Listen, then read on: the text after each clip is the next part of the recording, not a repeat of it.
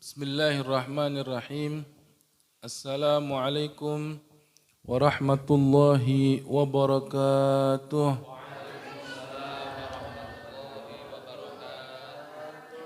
Alhamdulillahi rabbil alamin. Wassalatu wassalamu ala sayyidil mursalin Sayyidina Muhammad ibn Abdullah wa ala alihi wa sahbihi wa man walah. Qala Allah Ta'ala Qul bifadlillahi wa birahmatihi fabidzalika falyafrahu huwa khairum mimma yajma'un. Sadaqallahul azim.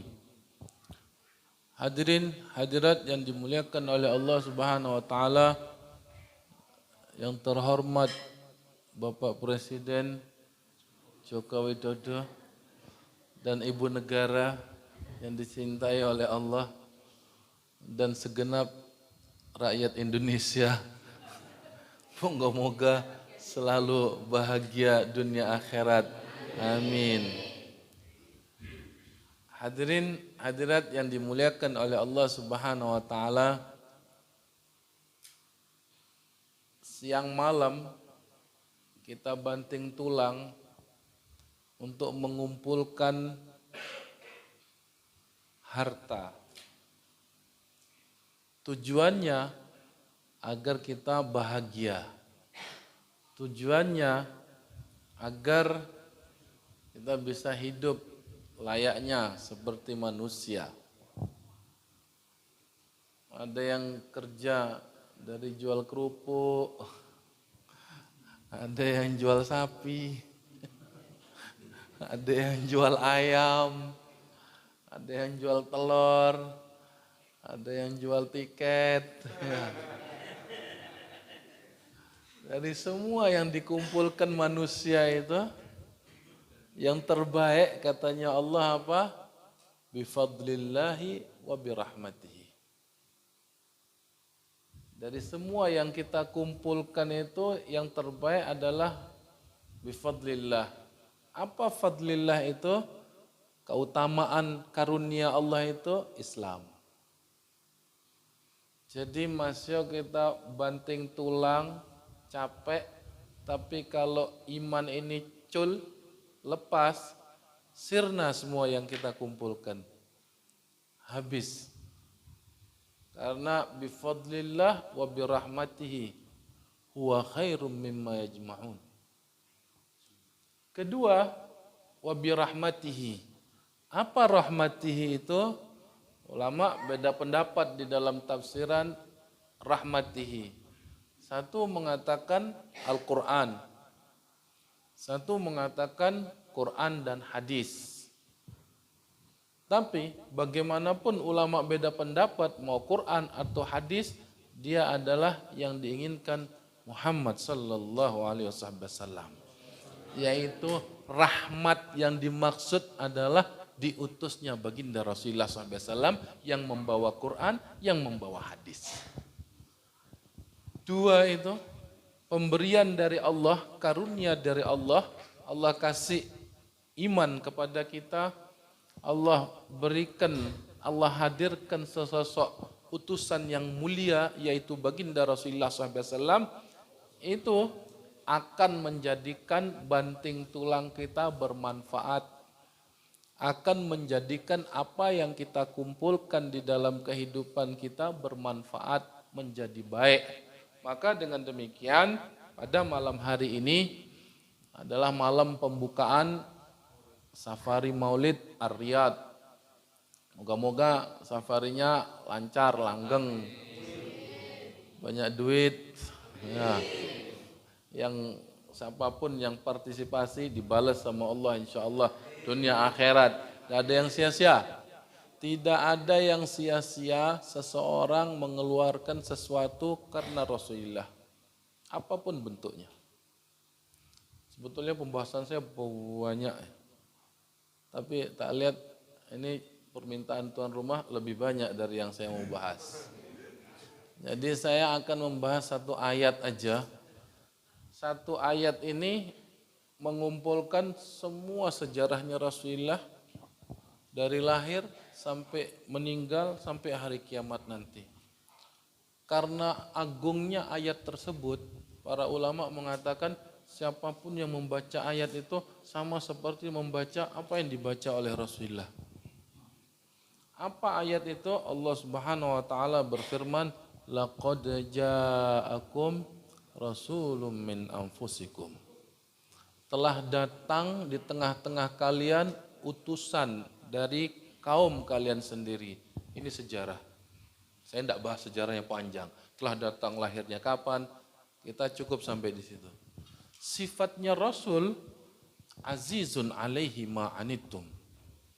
Aziz, berat, alaihi, atas sang Rasul tersebut, ma'anittum, apa yang menimpa kalian, baik yang sudah atau akan menimpa kalian.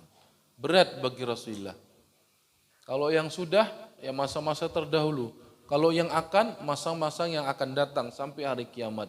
Berat, karena perjalanan kita ini jauh. Anda sekarang lahir, tertawa, Anda berkumpul, suami istri kumpul, di barzah belum tentu kumpul, apalagi di akhirat. Tapi tak doakan kumpul dunia akhirat. Amin. Berat itu yang menimpa kalian, Rasul sudah pikirkan. Makanya bagi Rasulullah SAW tidak ada ucapan yang paling banyak diucapkan oleh Rasul kecuali kalimat ummati, ummati, ummati. Karena rumangsa tahu Rasulullah itu berat. Kalian jangan main-main, ke depan itu hidup kalian berat. Sudah tak pikirkan dari sekarang katanya Rasulullah. Azizun alaihi ma'anitun, harisun alaikum. Rasulullah sangat menginginkan keselamatan, keimanan bagi kalian. Jangan lepas iman, jangan lepas Islam.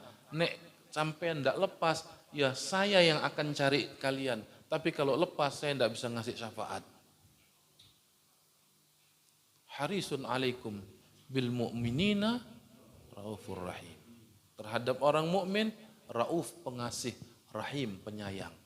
Ayat ini mengumpulkan semua sejarahnya Rasul dan mengumpulkan semua akhlaknya Rasul dan mengumpulkan semua doanya Rasul. Makanya katanya para ulama, para kiai-kiai, siapa yang baca ayat ini sama seperti membaca semua biografinya Rasul, bertawasul dengan ayat itu bisa dijadikan obat, tapi saya tidak ngajarkan. Lah nanti judulnya jual obat. Hadirin hadirat yang dimuliakan oleh Allah Subhanahu wa taala. Sang utusan yang mulia yaitu baginda Rasulullah sallallahu alaihi wasallam. Semua kita ingin masuk surga pasti ya, saya aja ya pasti kepingin lah. Tapi orang yang ingin masuk surga harus punya amalan penduduk surga. Tidak mungkin orang masuk surga tapi amalannya penduduk ahli neraka, itu mustahil. Orang yang mau ke Surabaya harus melalui jalan yang mengarah ke Surabaya. Tidak mungkin Anda ke Surabaya lewat lewat Blitar, lewat Tulungagung, lewat Solo, lewat Jakarta, ya ndak nyampe. Kalau ada orang seperti gitu, positif, masukkan rumah sakit. Lah gitu ah. Sedangkan ke Surabaya tapi kok ke Jakarta, sakit. Seorang hamba juga demikian. Kalau kepingin menjadi penduduk ahli surga, harus memiliki amalan-amalan ahli surga. Lah, pertanyaannya, saya mau mengamalkan penduduk ahli surga. Siapa yang saya jadikan panutan? Kayak jenengan mau ke Surabaya, saya kepingin menuju Surabaya dan saya tidak tahu Surabaya itu di mana. Siapakah yang saya jadikan panutan? Pasti Anda akan mencari yang namanya driver, Anda akan mencari yang namanya penunjuk jalan. Sebaik-baiknya penunjuk jalan adalah Muhammad. Shalli alaihi. Kalau dengar nama Rasul itu sholawat. Supaya tidak dicap medit sama Rasul. Rasul bilang, siapa yang dengar nama saya disebut, kemudian tidak bersalawat, dia orang medit. Nek Rasul yang sudah ngecap medit, ya masih sak kampung bilang jenengan loman percuma. Allahumma sholli ala Muhammad.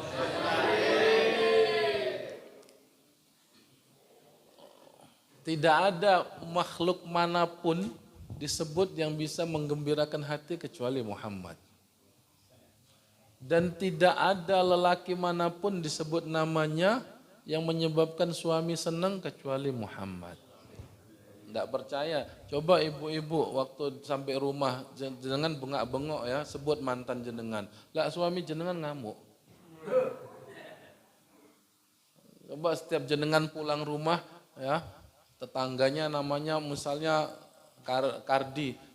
Setiap jenengan sampai rumah Kardi sambil leseng Kardi. Ya suami jenengan ngamuk.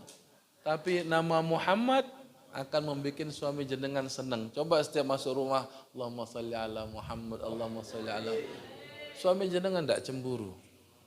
Allah sudah cap khusus Rasulullah itu dihilangkan semuanya. Hadirin hadirat yang dimuliakan oleh Allah Subhanahu wa taala, tentu penunjuk jalan yang paling hebat adalah baginda Rasulullah Muhammad sallallahu alaihi wasallam. Lah tapi ada tapinya. Jenengan kalau sudah ketemu sama penunjuk jalan supaya sampai ke Surabaya, apa yang jenengan lakukan? Manut. Satu, jenengan harus nurut. Lah jenengan sudah ada penunjuk jalan tapi mokong, ya enggak sampai-sampai. Iya nek jenengan sudah tahu jalan ke Surabaya, jalan sendiri. Itu jalannya siapa? Para ulama, para aulia, jalan sendiri mereka. Tapi bagi kita, ya, kita perlu penunjuk jalan. Sebaik-baiknya penunjuk jalan adalah baginda Rasulullah sallallahu alaihi wasallam. Nek jenengan memang kita ndak ketemu sama Rasulullah, tapi Rasulullah sudah memberikan pewarisnya. Siapa pewarisnya? Pewarisnya adalah para ulama, sehingga satu kebohongan jika ada orang mengatakan ulama itu sama saja sama manusia. Tidak perlu kita manut ulama, yang penting kita manut Quran hadis, itu kebohongan. Itu ungkapan baik tapi bohong. Kelihatannya saja baik, kita harus kembali ke Quran, ke hadis. Baik, benar. Lah tapi kita kan tidak ketemu Rasul. Kita tidak tahu ini hadis itu maunya seperti apa. Kalau sahabat dulu Rasul ngomong tidak ada masalah. Karena kalau ada masalah tinggal nanya ke Rasul. Lah kita yang tidak ketemu sama Rasul, Quran ada, hadis ada. Tapi memahami Quran hadis itu masalah.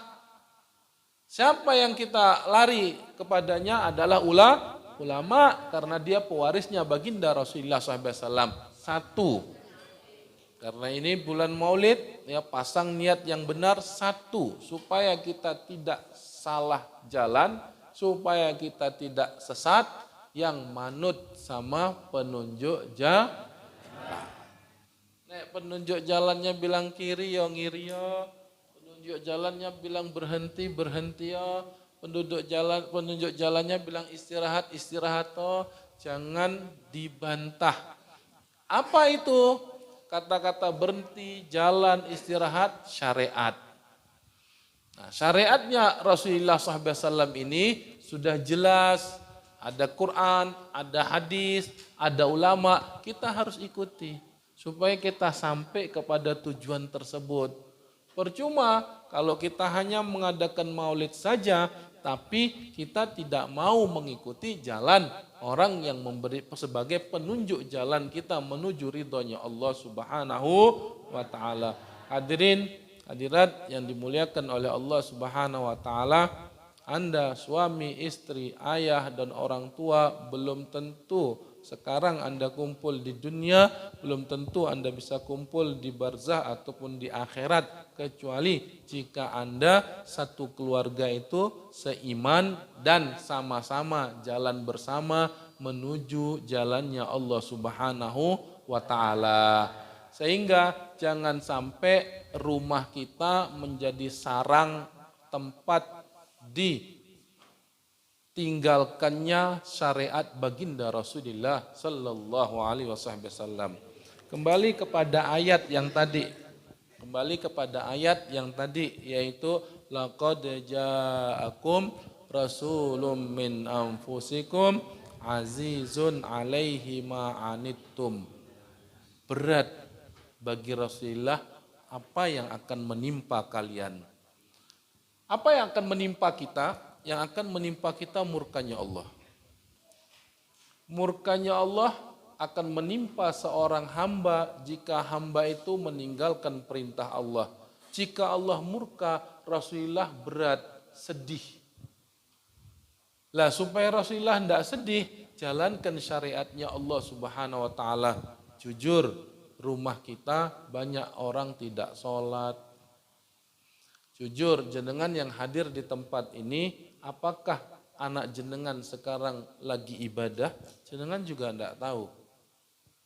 Ya syukur anak-anak yang di rumah, paling mentok mereka nonton TV, ya alhamdulillah lebih baik. Tapi yang keluar, kita tidak tahu apa yang mereka perbuat. Jujur di waktu subuh jenengan ke masjid, tapi anak jenengan kemana mereka? Ini bahaya, bahayanya nanti tidak akan ketemu di akhirat. Kita kan kepingin ketemu supaya bisa kumpul, ya, supaya bisa bersama di dunia dan akhirat. Suami istri langgeng, anak orang tua langgeng di dunia dan akhirat. Tapi dengan catatan jangan lepas dari syariatnya Rasul. Berat bagi Rasulullah apa yang menimpa kalian.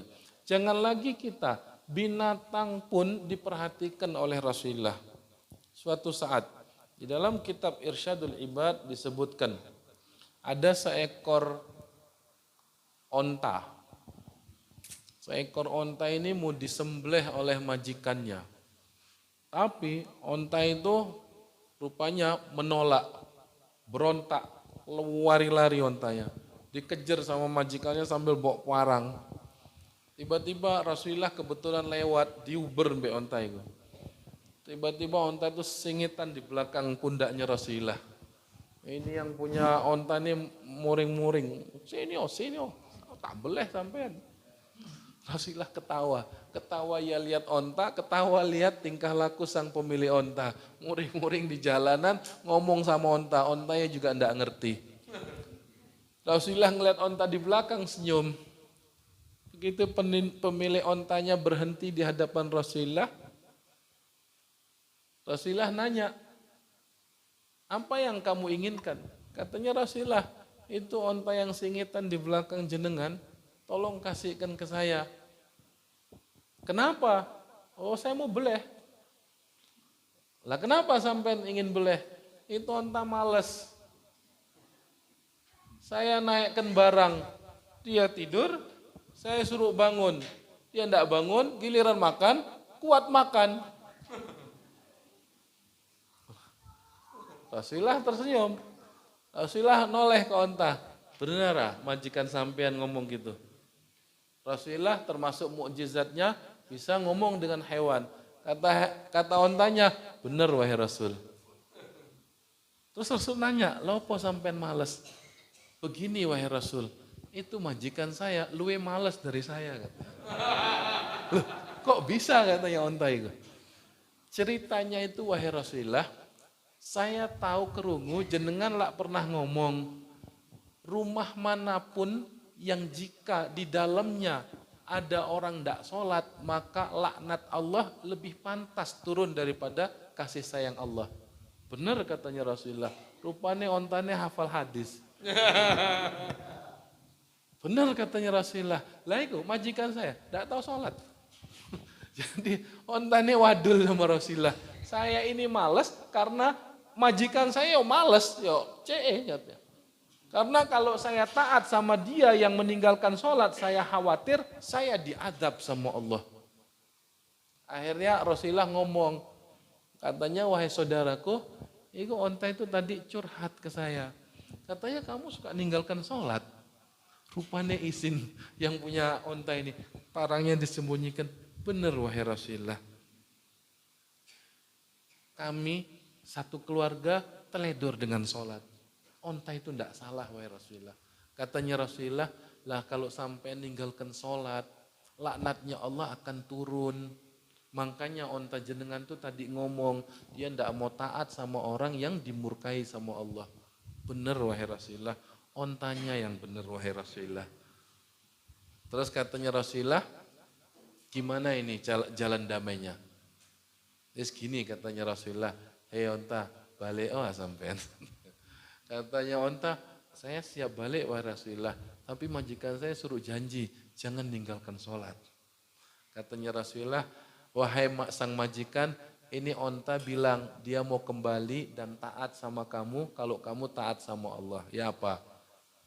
Siap wahai Rasulullah, ontanya benar dan tak bebaskan ontanya, ndak saya beleh sampai mati. Dapat hidayah karena onta. Nanti jenengan beli onta. Ya, dapat hidayah. Ya, atau beliau sapi. Ya, nggak sapinya ndak sholat suruh ke rumah saya. Hadirin hadirat yang dimuliakan oleh Allah Subhanahu Wa Taala, ini contoh bagaimana orang-orang yang meninggalkan perintah Allah Subhanahu Wa Taala dijauhkan dari kasih sayang Allah Subhanahu Wa Taala. Lah, ketika kita jauh dengan syariatnya Allah, katanya Allah Subhanahu Wa Taala, harisun alaikum ma'anit, azizun alaihi ma'anitum. Berat bagi Rasulullah. Kalau Rasulullah orang yang tidak berakhlak, Rasulullah cuma akan mengatakan, ancene kapok sampean enggak tahu sholat. Tapi Rasul enggak ngomong gitu. Jangan tinggalkan perintah Allah. Karena Rasul juga enggak kepingin umatnya masuk neraka. Dinasehati oleh baginda Rasulullah SAW. Sehingga hadirin hadirat, kalau kita merayakan ya maulidnya Rasulullah SAW, pertama kita harus, Rasulullah ini sang penuntun yang akan mengajak kita, menuntun kita ke jalan Allah Subhanahu Wa Taala. Lah kita yang dituntun syaratnya satu, manut. Jangan teledor dengan perintah Rasulullah. Syaratnya kedua adalah cinta. Jenengan kalau punya ya penuntun jalan, kalau jenengan ndak suka, masih jalannya bener, ya muangkel di tengah jalan. Sampai ndak percaya coba cari supir yang sampean benci, masih nyupirnya ndak enak, ya salah. Masih nyupirnya enak, wancetnya salah. Masih orangnya baik, salah karena jenengan tidak cinta. Tapi kalau jenengan cinta, maka perjalanan Anda akan mulus. Yang menjadikan orang itu ikhlas, yang menjadikan orang itu khusyuk karena cintanya kepada sang pembawa risalah yaitu Muhammad sallallahu alaihi wasallam. Tidak ada cinta di dunia ini yang langgeng kecuali cintanya Rasul kepada umatnya dan sebaliknya. Cintanya suami ke istri, istri ke suami hanya sementara. Sifatnya duniawi. Andai pun cintanya kuat, dua-duanya tidak bisa saling memberi syafaat. Tidak bisa. Cinta yang langgeng abadi cintanya Rasul kepada umatnya. Yang mana Rasul itu cinta sama umatnya tidak pernah meminta balasan kepada umatnya. Percaya enggak suami jenengan cinta sama jenengan ibu-ibu? Percaya enggak? Percaya katanya. Tapi jika suatu saat suami Anda enggak ngasih uang, masih percaya cinta enggak?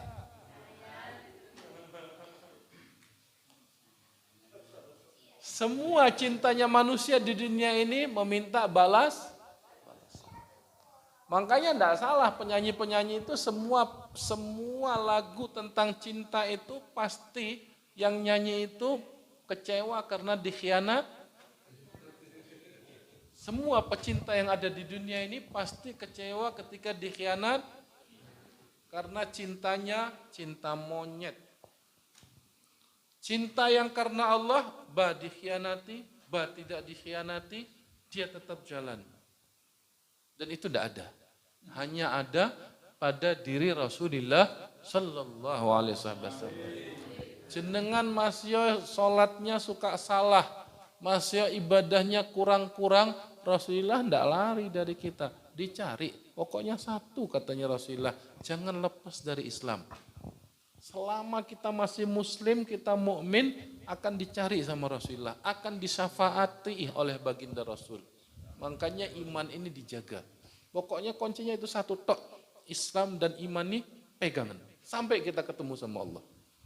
Sisanya kurang lebih. Yang penting ojo banter-banter. Karena tidak mungkin kita tidak berdosa. Saya juga punya dosa, jenengan punya dosa. Karena kalau saya tidak punya dosa, namanya saya bukan Habib lagi. Besok jenengan panggil Nabi. Karena saya orang manusia biasa, makanya ya kita ya sedikit-sedikit lah. Kedua yaitu cinta sama yang menunjukkan sang penunjuk Lah untuk menumbuhkan cinta ini caranya macam-macam. Hadirin hadirat yang dimuliakan oleh Allah Subhanahu wa taala. Manusia jika hidup tanpa penunjuk jalan, maka ia akan bingung di dalam kehidupannya. Manusia jika tidak punya idola, tidak punya panutan, maka nafsunya yang menjadi panutan. Manusia jika tidak punya orang yang ditiru, maka hawa nafsunya lah yang akan ditirunya. Maka sebaik-baiknya idola panutan kita adalah baginda Muhammad sallallahu alaihi wasallam. Anda percaya atau tidak? Coba aja lepas semua orang-orang yang ada di sekeliling Anda. Jangan percaya suami, jangan percaya guru, jangan percaya anak, jangan percaya orang. Gila jenengan. Karena hidup ini harus ada orang yang kita jadikan panut.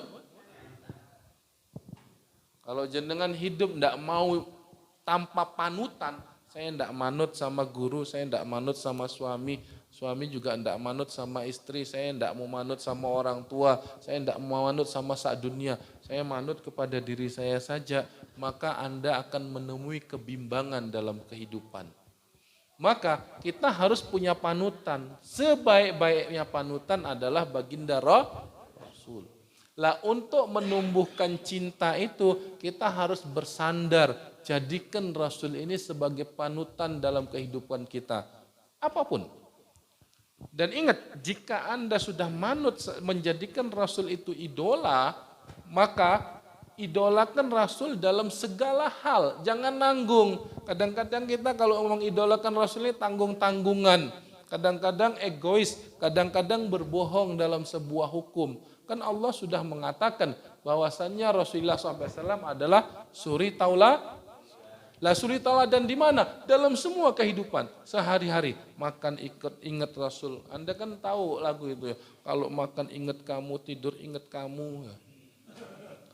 Harusnya Rasul demikian, makan ingat Rasul, tidur ingat Rasul, sholat ingat Rasul, makan pakai baju ingat Rasul, jalan ingat Rasul. Harusnya demikian. Tapi aneh kalau ada ulama yang bicara, kalau ada ulama bicara mengatakan jangan, tidak perlu sampai pakai sorban, tidak perlu pakai kopiah karena itu orang Arab. Ya, nah ini perlu dipertanyakan cintanya sama Rasul.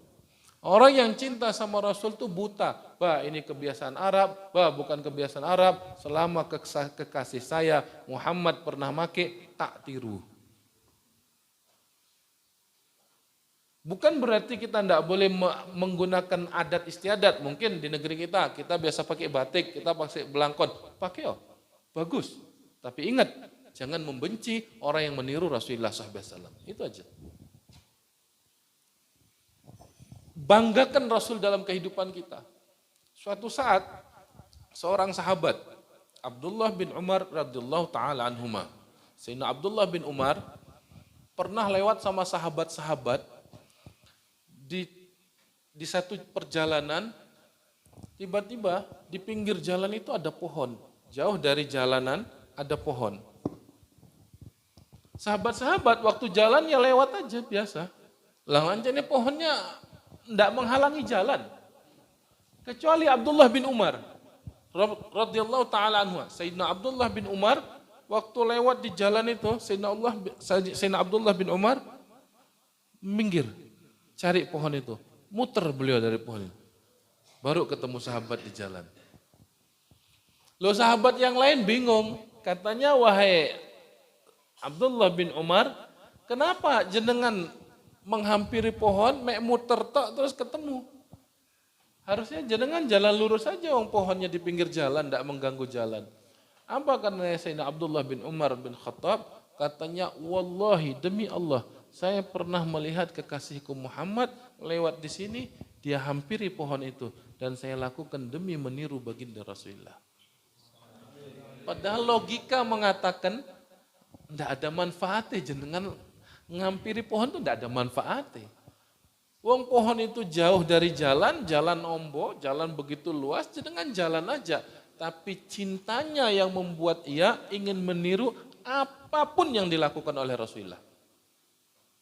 Sehingga tidak pantas nanti kalau ada ulama mengatakan orang itu kalau buka pakai korma, ya itu wong Arab. Kita kan di Indonesia tidak ada korma, sedangkan makan pakai pisang goreng aja. Itu tidak layak. Harusnya kalau memang bijak, ya korma bagus, pisang goreng ya bagus.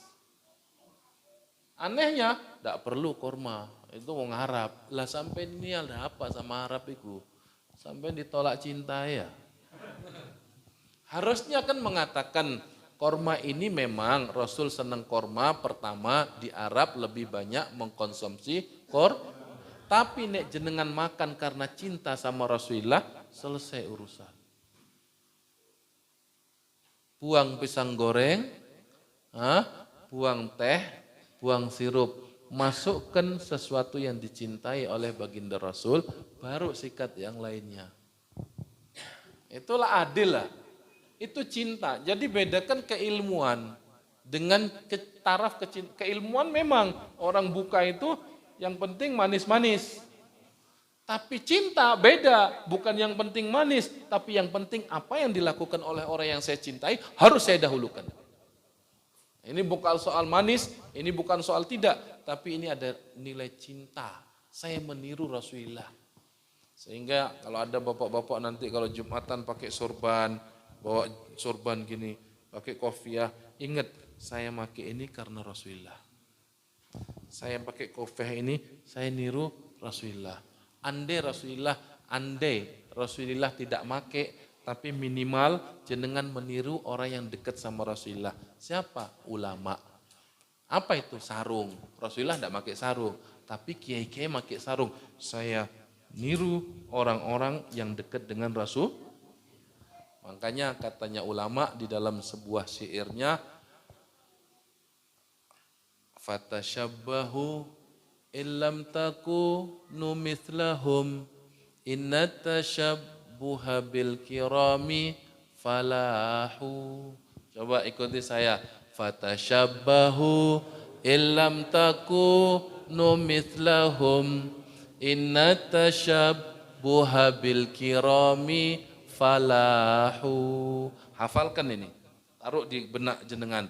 Fatashabbahu illam takunu mithlahum inna tashabbuha bil kirami falahu. Fatashabbahu, tirulah. Tirulah orang-orang soleh. Tirulah orang yang dekat dengan Rasulullah. Illam takunu mithlahum, sekalipun Anda tidak seperti mereka. Saya, jenengan bukan orang soleh. Tak pastikan saya bukan orang soleh. Saya pastikan saya bukan orang alim. Saya pastikan saya bukan orang bertakwa. Tapi fatashabbahu, tiruan orang-orang yang takwa. Sekalipun kalian bukan orang takwa. Innat tashabbuha bil kirami falahu. Niru orang baik itu adalah keberuntungan. Ketimbang niru orang ahli neraka. Saya bukan orang soleh, tapi saya ingin niru. Moga-moga dengan meniru ini saya digolongkan orang soleh. Saya bukan orang ahli ibadah, tapi saya tahu ya kiai-kiai ya ngene, yo tak tiru kiai itu, masih yo sedikit-sedikit. Kita tidak perlu masalah Quran, tidak masalah hadis. Saya tidak pernah baca hadis, saya tidak pernah baca Quran. Tapi saya tahu kiai saya berpakaian gitu, tak tiru kiai saya. Sekalipun saya bukan kiai.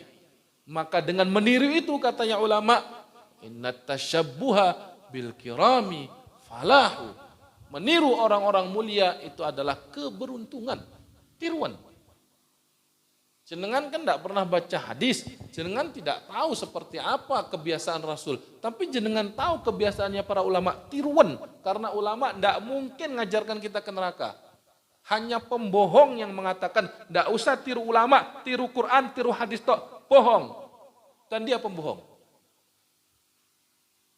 Memang kita harus tiru Quran, tiru hadis. Tapi kita kan tidak baca Al-Quran, kita tidak tahu hadis. Siapa? Ya ulama kita baca. Jadi para kiai-kiai itu ditiru. Jangan nunggu, oh saya akan cari, oh kiai ini ada enggak amalannya di hadis. Berarti Anda tidak percaya ulama. Kalau Anda tidak percaya ulama, ya jangan hidup. Ulama warisannya Rasul. Kecuali ulama-ulamaan, iya. Tapi kalau para kiai-kiai yang sepuh dan yang lainnya, tidak mungkin ngajarin kita ke neraka. Ditiru. Ya. Nah, dengan demikian hadirin hadirat yang dimuliakan oleh Allah Subhanahu wa taala, perkuat hubungan kita dengan baginda Rasulullah SAW. Khususnya ini bulan Maulid. Bagaimana supaya tumbuh cinta itu khususnya di bulan Maulid? Caranya baca sejarahnya. Anda tidak mungkin cinta kepada seseorang jika Anda tidak tahu sejarahnya. Mungkin Anda juga baca sejarah sumpek ya males ya. Minimal Anda kumpul dengan orang yang baca sejarah. Siapa mereka? Maulid ini. Maulid yang dibaca ini, mau Habsyian, mau Barzanjian, mau Dibaan, atau mau Burdahan, semua itu sejarah. Anda kalau tidak percaya atau tidak tahu, beliau terjemahnya. Tak sarankan jenengan, beli terjemah Maulid ini. Supaya jenengan tahu isinya Maulid itu apa? Sejarah. Orang yang memungkiri maulid, dia harus pungkiri sejarah. Kalau ada orang mengatakan maulid bid'ah, berarti dia juga pelaku bid'ah. Karena dia belajar sejarah di kelas. Sama, maulid ya sejarah, sejarah Nabi ya sejarah, Quran juga isinya sejarah. Semua kita tidak keluar dari sejarah. Cuman caranya kita berbeda. Mereka baca di kelas, mereka baca di masjid, kita diisi dengan salawatan. Jadi yakinilah apa yang diajarkan oleh para ulama, membaca maulid sama dengan membaca sejarah. Cuman judulnya maulid. Maulid itu nek bahasa Indonesia, biografi kelahiran, sejarah. Kita hanya beda judul. Kalau orang alergi maulidan, ayo kita ganti. Ayo kita sama-sama baca sejarah Nabi, bilang. Pungkirona sejarah Nabi. Katakan bid'ah. Tidak berani. Cuman kita beda judul, maulid. Dengan demikian hadirin hadirat, jika Anda malas membaca maulid, membaca sendiri juga yang tidak ngerti, hadiri. Mungkin Anda bertanya, loh saya tidak ngerti, wong ini bahasa Arab. Ya, caranya Anda bisa pilih, beli terjemah atau tidak membeli terjemah, cukup. Karena membaca sejarah orang soleh, sekalipun Anda tidak ngerti, tetap tempat turunnya rahmat. Katanya ulama, inda dzikir salihina tanzilur rahmah. Ketika nama orang soleh itu disebut, rahmat akan turun. Makanya kiai-kiai itu kalau ada orang selamatan rumah yang dibaca apa? Manakiban. Padahal tidak nyambung, selamatan rumah dengan manakiban tidak nyambung. Apa nyambungnya? Saya selamatan rumah, saya baca manakib Syekh Abdul Qadir Jalani. Tidak nyambung kan? Logika. Tapi faktanya sangat nyambung. Nyambungnya di mana? Karena ketika dibaca manakibnya Syekh Abdul Qadir Jalani, beliau orang soleh. Ketika manakibnya orang soleh dibaca, turun rahmatnya Allah. Maka rumah itu dijadikan rumah yang dikasih sayangi oleh Allah. Katanya ulama, kalau baca sejarah orang solehin aja rahmatnya Allah turun, bagaimana membaca sejarahnya orang yang paling soleh, yaitu baginda Rasulullah SAW. Jadi Anda jangan berpikir saya tidak ngerti atau tidak. Anda ngerti atau tidak, membaca sejarahnya Rasul, rahmat Allah turun. baca manaqib Syekh Abdul Qadir Jailani aja rumah itu dirahmati oleh Allah. Bagaimana membaca sejarahnya baginda Rasulullah SAW. Makanya ini safari maulid dibuka. Kalau jenengan punya kesempatan, minta jadwal. Supaya rumah jenengan itu jadi saksi. Oh ya Allah, orang ini dulu saya tahu dibangun. Di dalam rumah dibacakan salawat. Di dalam rumah dibaca sejarah nabimu. Hadirin hadirat yang dimuliakan oleh Allah, tempat yang sekarang kita berada ini, enggak ngomong kan? Sampai bisa ngomong sama tembok ibu-ibu enggak ngomong kan? Tanah tempat Anda duduk sekarang enggak ngomong, tapi nanti di hari kiamat bicara. Makanya di dalam ilmu fikih, orang itu kalau sholat sunnah, disunnahkan berpindah tempat. Kenapa disunnahkan berpindah tempat? Supaya tempat-tempat itu menjadi saksi. Nanti tempat itu bangkit di hadapan Allah. Ojo siksa iki ya Allah. Ini orang pernah berzikir di depan saya. Jadi saksi. Makanya Allah katakan al-yauma nakhtimu ala afwahim. Di hari itu mulut tutup sama Allah. Wa tukallimuna aydihim, tangan yang bicara. Tangan katanya ulama contoh. Dan semua yang ada di makhluk ini akan berbicara. Semua yang ada di bumi ini akan berbicara. Makanya jangan kalau haji ya atau umroh, ini Pak Abbas Pangat baru dari umroh, nanti kita minta doanya ya. Orang kalau umroh ya, kalau sempat nyium Hajar Aswad, ya sunnah kalau enggak sempat diapakan? Didadahi tok. Buat apa didadahi? Jadi saksi. Nanti Hajar Aswad tuh ngomong di hadapan Allah, ya Allah, orang itu tahu dadahi saya ya. Ya. Jadi rumah jenengan kalau di dalamnya dibacakan maulidnya Rasul, sejarahnya Rasul, jadi saksi. Ya Allah, rumah dulu tempat dia tinggal kepada saya, dia jadikan untuk membacakan sejarahnya baginda Rasulullah SAW. Jadi saksi. Jangan sampai rumah kita ini ngeluh nanti di hari kiamat. Ya Allah, saya sudah mumet di dunia sama makhluk satu ini. Di akhirat jangan jadi ketemukan saya lagi ya Allah. Wis di dunia kerjaannya nonton TV tok, gosip tok, ngerasani orang tok, maksiat tok, enggak tahu sholat. Jangan dong, dirubah hidup ini. Jadikan rumah kita ini rumah yang di dalamnya didapati kasih sayangnya Allah. Bagaimana cara memancing kasih sayang Allah? Ya baca sejarah orang yang disayangi Allah. Nanti Allah akan lihat, loh rumah itu kekasihku disebut. Oh rumah itu mereka salawat dengan kekasihku. Tak turunkan rahmatku. Seneng. Nek amin tok tapi tidak ada yang mau maulidan. Medit. Nah, hadirin hadirat yang dimuliakan oleh Allah Subhanahu wa taala. Jangan Anda berpikir nanti, wah kalau saya minta jadwal ke rumah saya kok saya enggak punya uang konsumsi. Jangan kasih konsumsi. Saya yakin ini pemuda-pemuda ini ikhlas. Mereka enggak butuh konsumsi. Masih air pun jangan enggak mampu beli, jangan beli. CE solawatan. Kalau dia ikhlas berarti hebat, pasti datang. Kalau dia enggak ikhlas, ya besok enggak datang. Tinggal kita kuat-kuatan, ya. Apakah berita ini bohong atau benar? Silahkan hubungi panitianya. Hadirin hadirat yang dimuliakan oleh Allah Subhanahu wa taala, perkuat hubungan kita dengan orang yang kita cintai sebagai penuntun kita menuju ridhonya Allah Subhanahu wa taala. Kedua, supaya tumbuh rasa cinta itu perbanyak kita menyebut namanya. Kalau hubungan sudah kuat, namanya juga harus disebut. Bohong. Ini kita ngomong cinta dulu ya. Ini bapak-bapak pernah pacaran enggak waktu mudanya ini? Jangan ngaku, ada ibu-ibu. Ya. Ibu-ibu juga jangan ngaku ya. Anggap aja pernah gitu ya. Saya aja yang ngomong pernah, jangan ngaku. Kok buyar nanti. Mungkin ya, kalau ada orang ngaku cinta sama jenengan, tapi jenengan enggak tahu dihubungi. Jenengan enggak pernah diajak ngomong, atau gini aja lah, kita buang percintaan.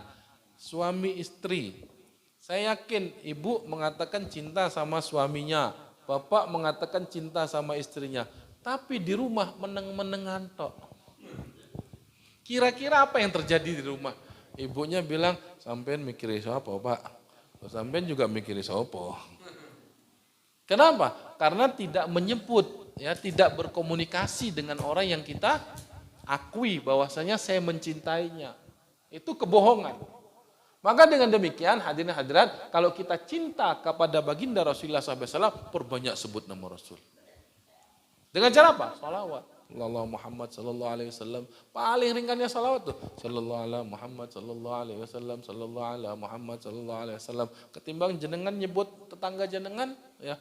Kawan nyebut apa? Rasulullah sallallahu ala Muhammad sallallahu alaihi wasallam, itu paling ringannya. Sallallahu ala Muhammad sallallahu alaihi wasallam. Nek kenek sampean baca khusus bulan Maulid, niatkan.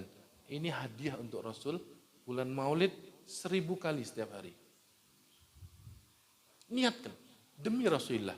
Semua yang dilakukan demi Rasulullah tidak ada yang sia-sia. Tidak ada yang sia-sia. Suatu saat ada ibu-ibu di zaman Rasulullah SAW, kerjaannya ibu-ibu ini bersihkan kotoran di masjid. Bersihkan kotoran di masjid. Ada ibu-ibu sini juga gitu. Atau ngotori masjid. Ya. Ibu-ibu ini kerjaannya setiap hari bersihkan kotoran di masjid. Suatu saat sahabat kasihan sama ibu tersebut. Sebelum ibu itu datang, sahabat sudah membersihkan masjid dulu. Kalau ada marbot kayak gitu, kira-kira senang enggak marbotnya? Marbotnya baru bangun, masjid sudah bersih. Oleh gaji, diewangi lagi. Ini ibu ini sudah tidak digaji, diewangi lagi. Harusnya senang ya.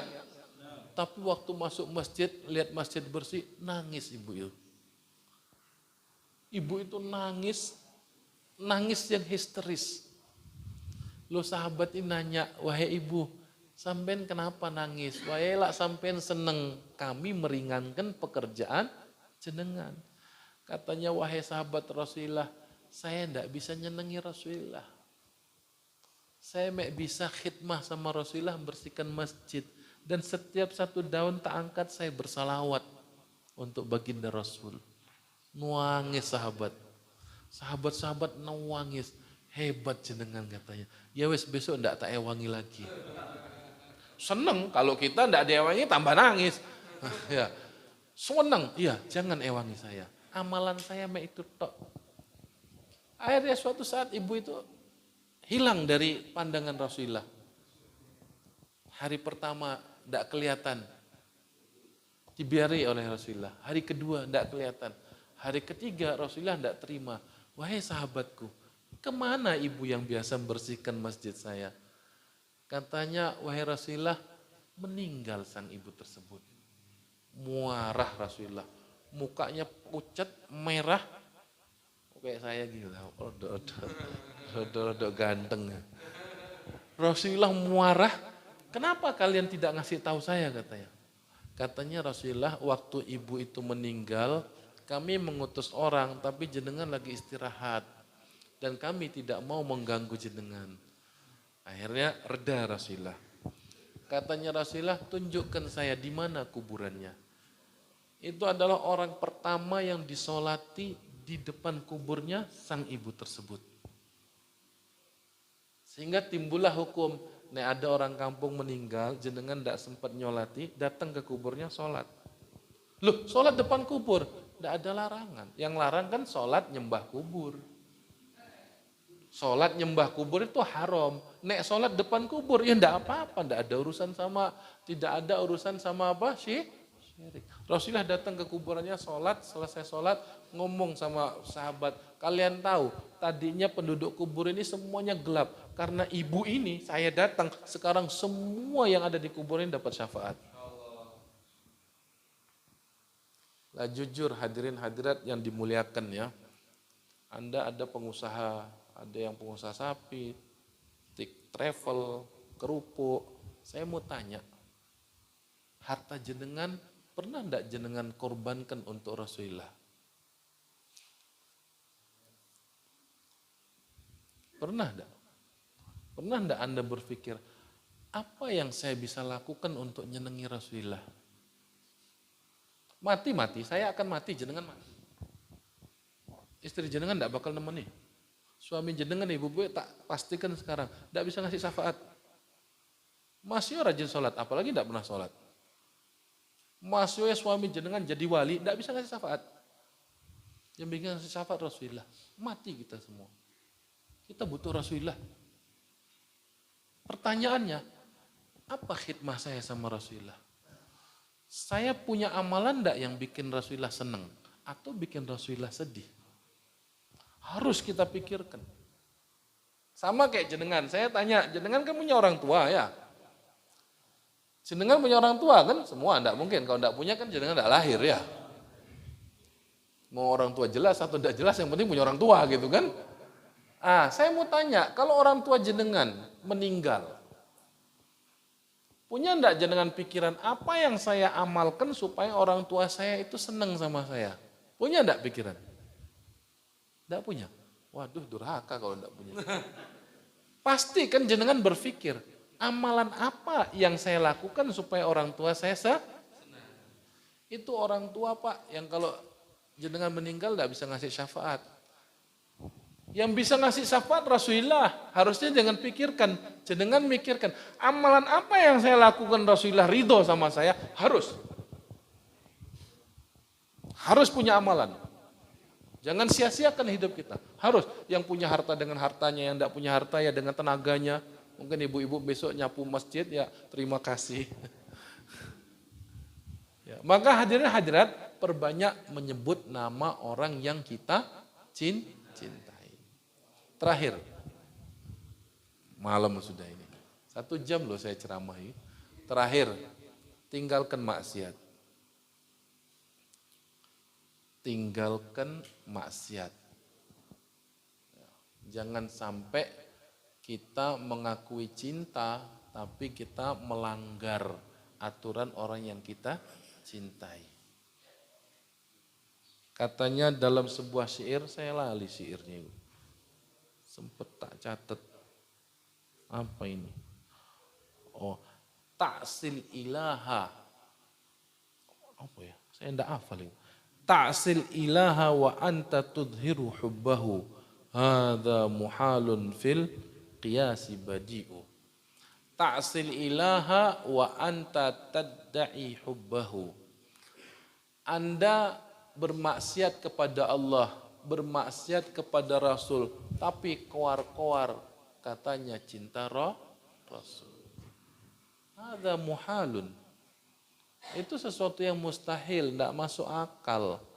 Koar-koar, aku umatnya Rasul, aku cinta Rasul, tapi mokong sama Rasul.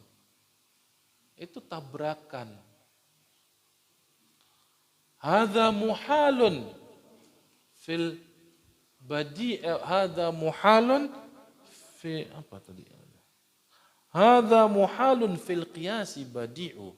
Ini sangat mustahil dalam logika yang sangat jelas.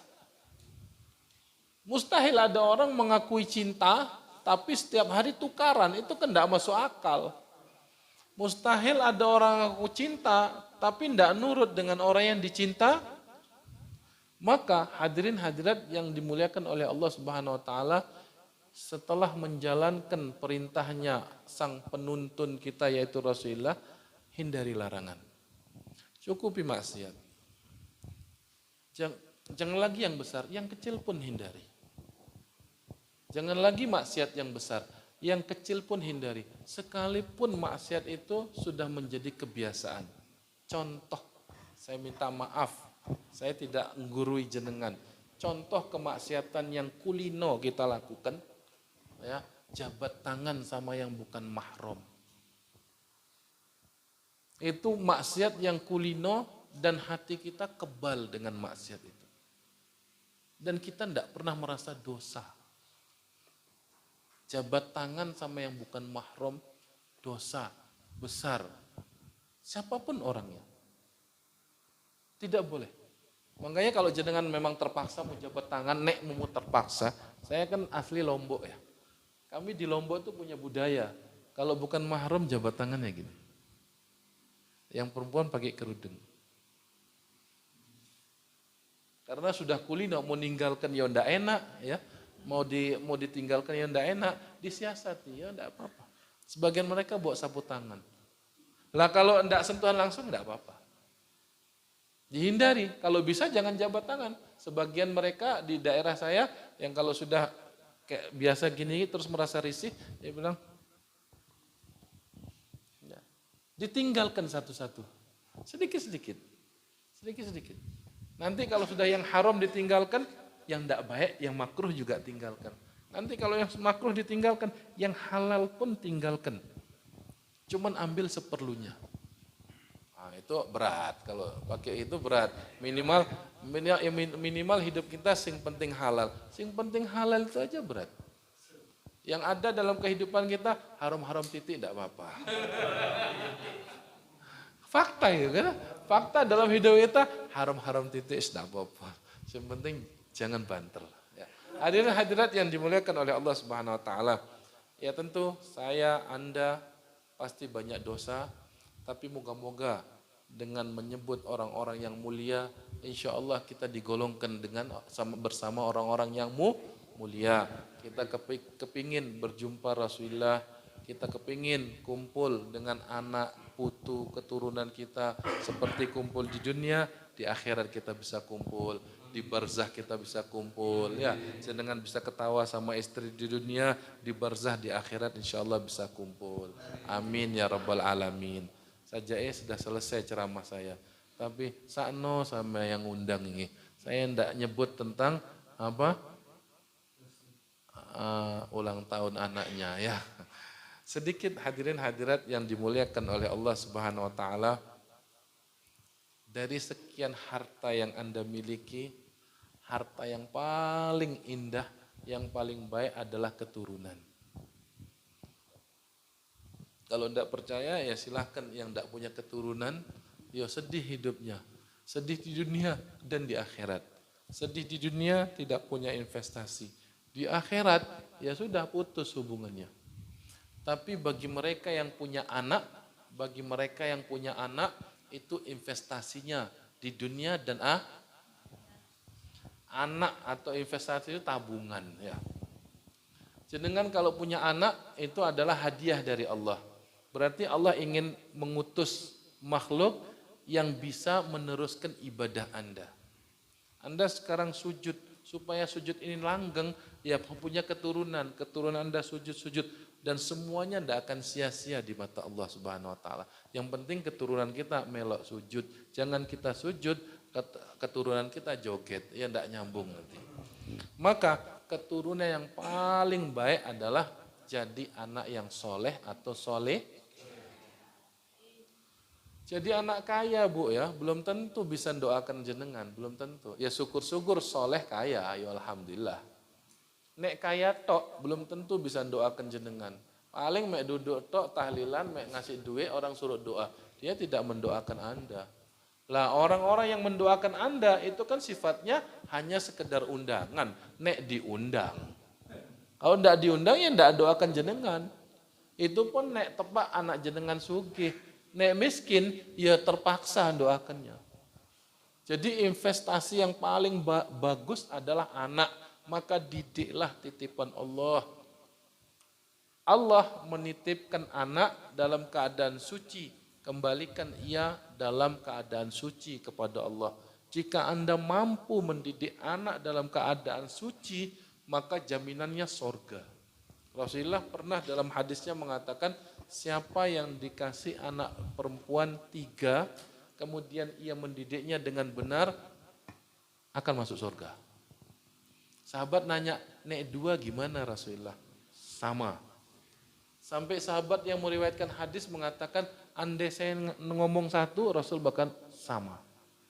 Yang penting syaratnya didik dengan benar.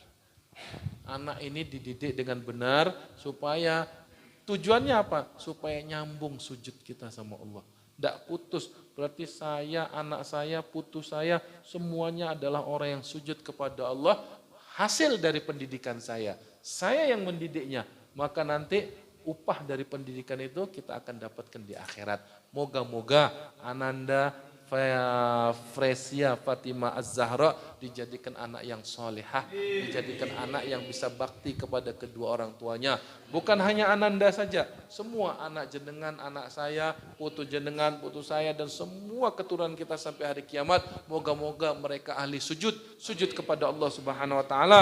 Orang-orang yang cinta dengan baginda Rasulullah SAW, dia jadikan anak keturunan kita soleh dan solehah. Mudah-mudahan yang punya anak dijadikan anak soleh yang solehah, yang belum punya anak diberikan keturunan oleh Allah Subhanahu Wa Taala. Mudah-mudahan Allah Subhanahu Wa Taala sebagaimana mengumpulkan kita di dunia dengan keluarga kita, Allah akan mengumpulkan kita di barzah, Allah akan mengumpulkan kita di hari kiamat nanti. Sebagaimana Allah Subhanahu Wa Taala memberikan kebahagiaan kita dengan keluarga kita, moga-moga kita bahagia dunia dan akhirat. Ya Allah ya Tuhan kami, di tempat ini kami mohon kepadamu, ya Allah ya Tuhan kami mencintai istri kami mencintai suami kami mencintai anak keturunan kami mencintai orang tua kami, maka kumpulkanlah kami kepada keluarga-keluarga kami di dunia dan akhirat. Ya Allah, berikanlah kami kebahagiaan dunia dan akhirat. Ya Allah, di antara kami ada yang memiliki masalah, maka angkatlah semua masalah-masalah dalam kehidupan kami. Ya Allah ya Tuhan kami, ada yang sakit di antara kami, angkatlah segala beban penyakit kami.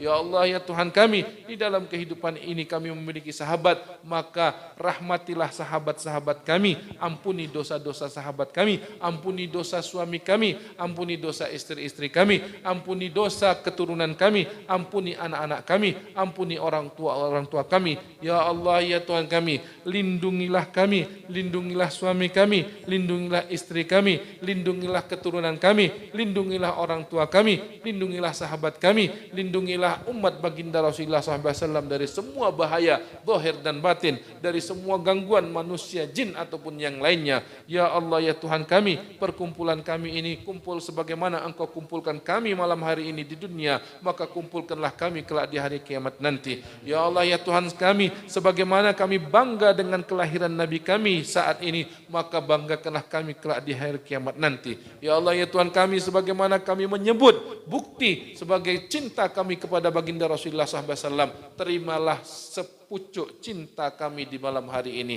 Ya Rasulullah, hanya ini yang bisa kami lakukan untuk menunjukkan rasa cinta kami kepadamu, maka terimalah cinta kami pada malam hari ini. Jadikanlah kami hamba dan umatmu yang dicintai dan mencintaimu. Ya Rasulullah, hanya syafaatmu lah yang kami harapkan, hanya syafaatmu lah yang kami harapkan, maka berikanlah kami syafaat di dunia dan akhirat, dan berikanlah kami kesempatan untuk memandang wajahmu di dunia dan akhirat. Ya Allah ya Tuhan kami, ya Rasulullah, kami ingin kumpul bersamamu, ingin berkumpul kepada orang-orang yang dekat kepadamu, maka kabulkanlah doa kami di malam hari ini. Amin ya rabbal alamin. Bihaqqi rabbana atina fid dunya hasanah wa fil akhirati hasanah wa qina adzabannar. Sallallahu alaihi wasallam Muhammadin nabiyil ummi wa ala alihi wa sahbihi wasallam. Alhamdulillahirabbil alamin. Wassalamualaikum warahmatullahi wabarakatuh.